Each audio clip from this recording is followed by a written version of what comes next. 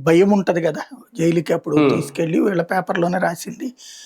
హ్మ్. టాయిలెట్ పోసారు, లేకపోతే చితక్కొట్టారు, లేకపోతే హ్మ్. దారుణంగా హింసించారని అతనే చెప్పినటువంటి అప్పుడు ఏయో కొన్ని సోషల్ మీడియాలో వచ్చినాయి.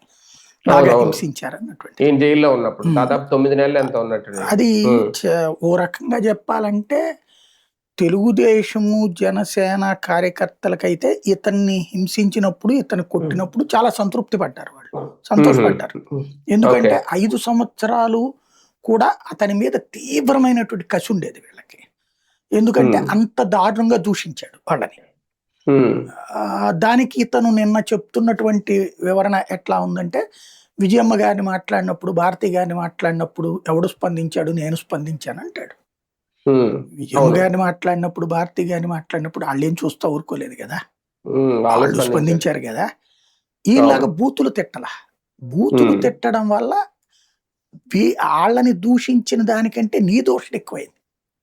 హ్మ్. ఇప్పుడు విక్టిమ్ కావాల్సిన వాళ్ళు అక్కడ అఫెండర్‌లయ్యారు. అటాకర్‌లయ్యారు. ఇప్పుడు హ్మ్. వాళ్ళెవరో దూషించారు.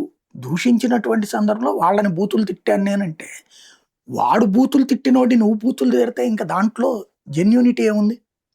అవును. ప్రాక్టికల్‌గా ఇతనేంటంటే కొంచెం హడావిడి క్యారెక్టర్. నేను అబ్జర్వ్ చేసినంత వరకు హ్మ్. వాస్తవంగా నేనప్పుడు ఏపీ 24/7లో చేస్తున్నప్పుడు ఎక్కడో రోజు సాయంత్రం మధ్యాహ్నం పూట ఇంటి దాకా లంచ్‌కెళ్ళి ఓపిక లేక అక్కడ ఏదో క్యాంటీన్‌ల దగ్గర తినేసేవాడిని నేను రోడ్డు బయట హ్మ్. అక్కడ. అప్పుడు హ్మ్. ఒకరోజు పరిచయం చేసుకొని తను నాకు పరిచయం అయ్యి చెప్పినటువంటిదేంటంటే, నేను ప్రధానమంత్రి నరేంద్ర మోడీ గారికి ఆర్థిక టీమ్ ఉంటది. సలహాలిచ్చే టీము 20, 30 హ్మ్. మంది. అందులో వన్ ఆఫ్ ద మెంబర్‌ని అన్నాడు నాకు. అబ్బో! హ్మ్. ఒక విజిటింగ్ కార్డ్ కూడా ఇచ్చారు. అప్పుడు ఫైనాన్షియల్ హుహు. ఎక్స్‌పర్ట్ అనేటటువంటిది. హుహు. సరే అని తర్వాత ఈ బడ్జెట్ పెట్టినప్పుడు మామూలుగా ఆర్థికవేత్తలతో కూర్చోబెడతాం కదా! ఆయన కూడా పిలిచాను. వచ్చి డిబేట్‌లో హ్మ్. పార్టిసిపేట్ చేశారు. హ్మ్.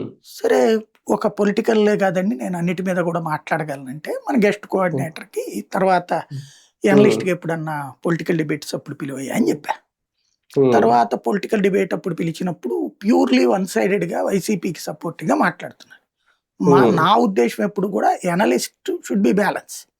అంతే. అధికార ప్రతినిధులు ఆ పార్టీల తరపున ఉంటారు. నాయకులు, అధికార ప్రతినిధులు. వాళ్ళు వాళ్ళ హ్మ్. పార్టీ వెర్షన్ మాట్లాడుకోవాలి. అందులో హ్మ్. జెన్యూనిటీ మనం జడ్జ్ చేయడంతో పాటుగా ఒక అనలిస్ట్ కూడా జడ్జ్ చేస్తే 2 హ్మ్. వెర్షన్స్ ఉండాలి. ఇది డెమోక్రసీ అనేది నా ఫార్ములా. నేను నా హ్మ్. అంతే. డిబేట్‌లన్నిట్లో కూడా బ్యాలెన్స్ మెయింటైన్ చేస్తాను. అందులో అంతే. భాగంగా అవును. ఇతన్ని పెట్టాం. ఇతను వన్ సైడెడ్‌గా మాట్లాడుతుంటే నేను లైవ్‌లోనే అన్నా.